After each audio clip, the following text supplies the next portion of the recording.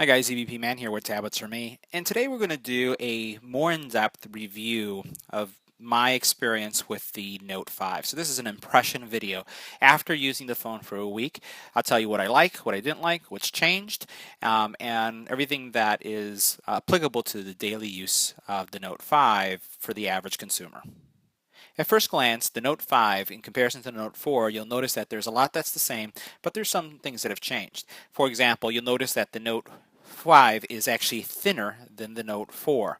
It is relatively the same height, but the construction has changed significantly. So as you look at them here side by side, you'll notice how much extra thickness exists in the Note 4.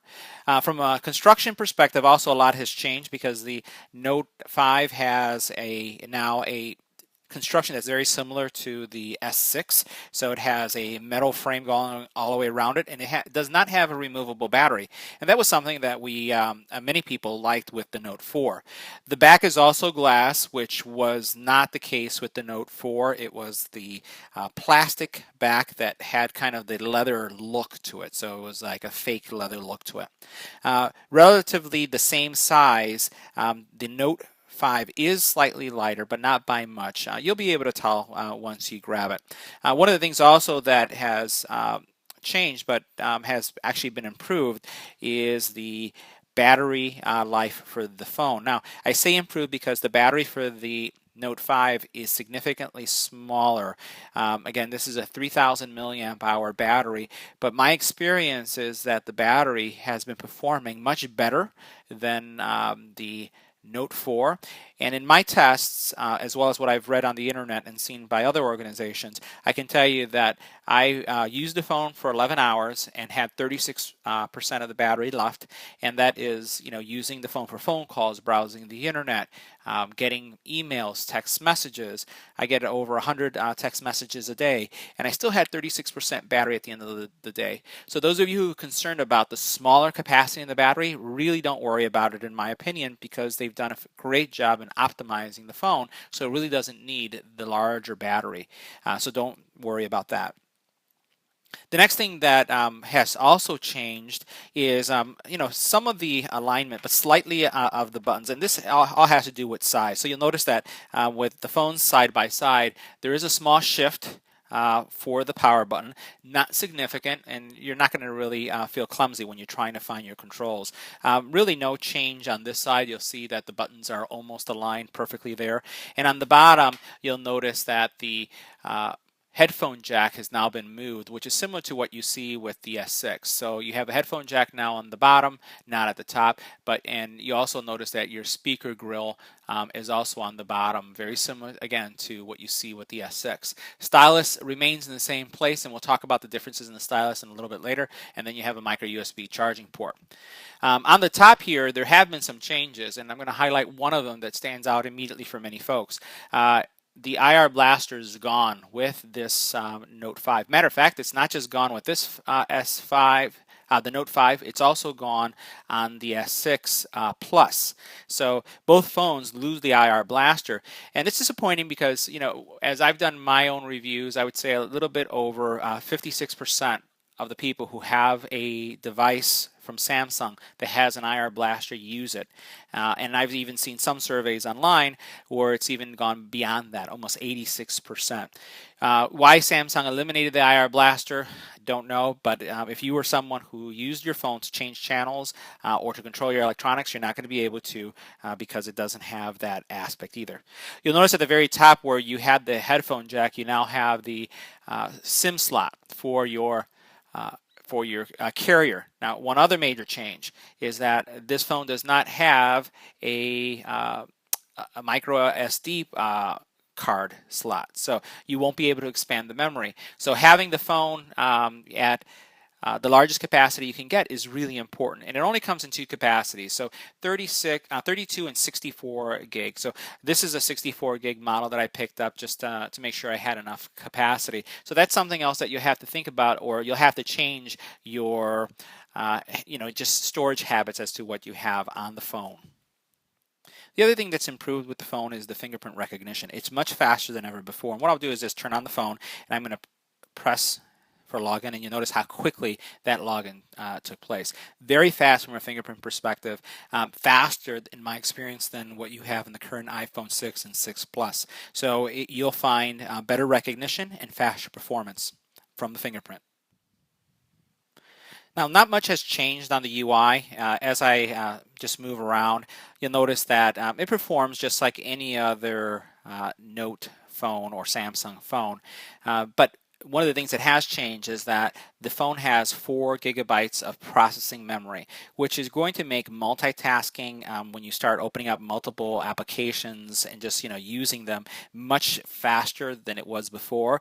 And it also is going to be more consistent, because every now and then you find people installing memory management software to kill certain applications so that they can continue to open up emails or to do something. I really haven't found that to be a problem with this phone after 1 week of usage, and it's really loaded with all the applications I use. So again, having 4 gigs of processing memory is an added, say, bonus, and makes this phone much more enjoyable to use. From a UI perspective, where the icons that you see on the screen, not much has changed, except for the fact that a lot of the icons have now rounded edges, and you can see that there. I'll bring it in a little closer.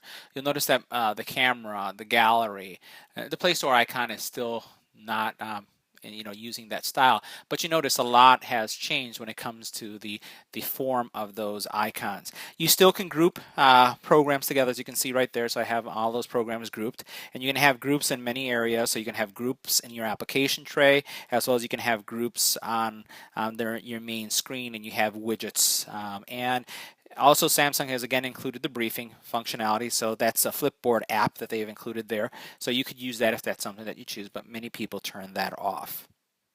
So the camera has been improved as well. You have a 5 megapixel camera on the front for selfies, and then the back camera is a 16 megapixel camera, just like the S6.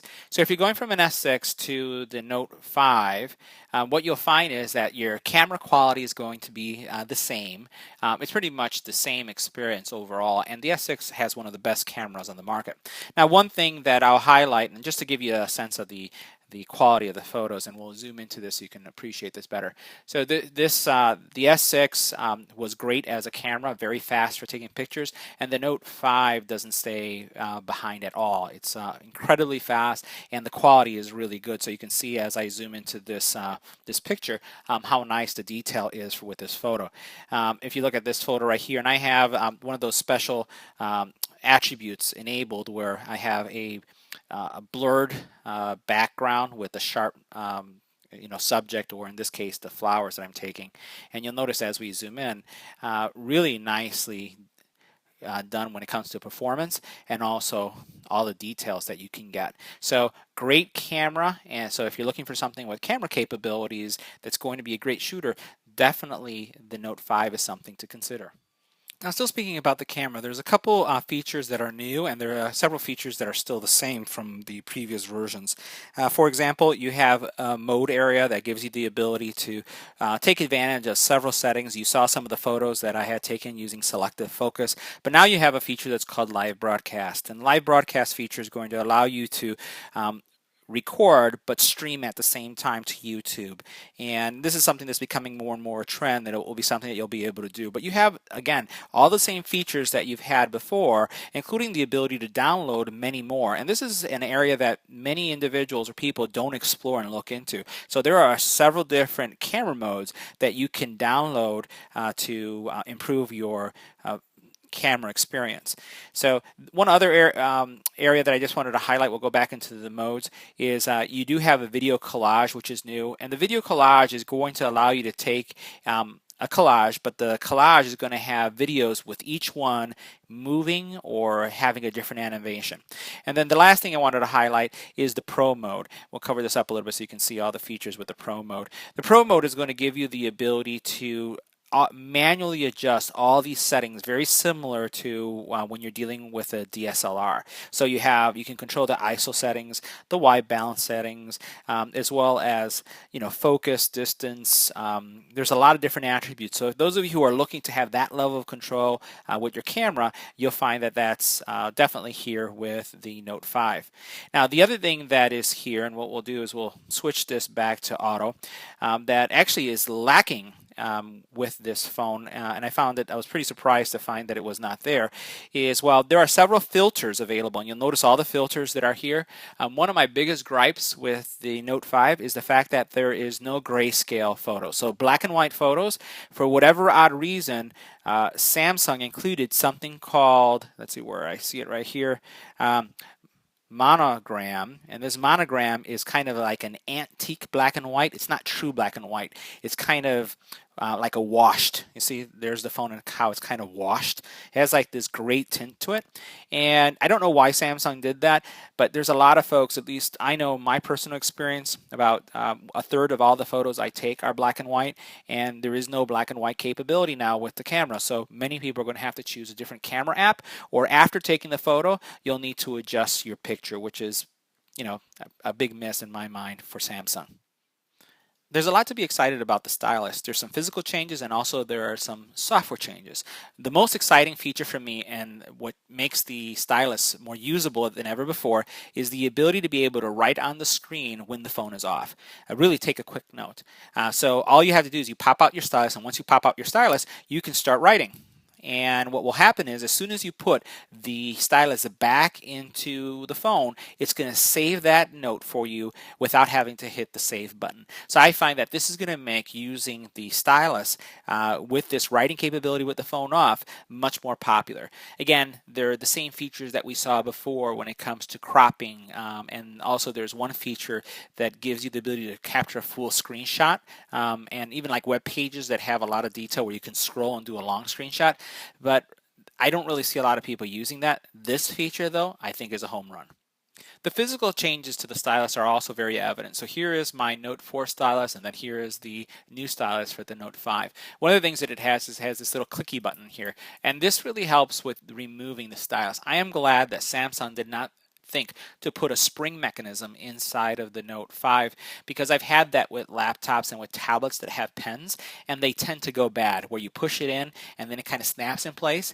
Ultimately, after so much time using it, it just doesn't work. So they avoided that headache by putting the spring mechanism in the pen, which, if the pen goes bad, it's easier to replace than the entire phone itself. So from a size perspective, if I put them side to side, you'll notice that it's just slightly longer. It feels slightly lighter, and from a width or dimensions perspective, if we put them like this, you'll notice that the Note 4 stylus is just a tad thicker.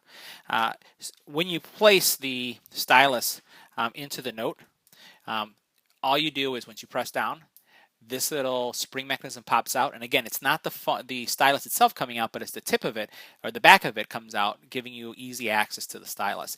All the same controls are in there, so if you have the alarm on and you walk away from your stylus, you'll be notified, and there's all these sound notifications that happen once you open up the stylus or take it out of the phone.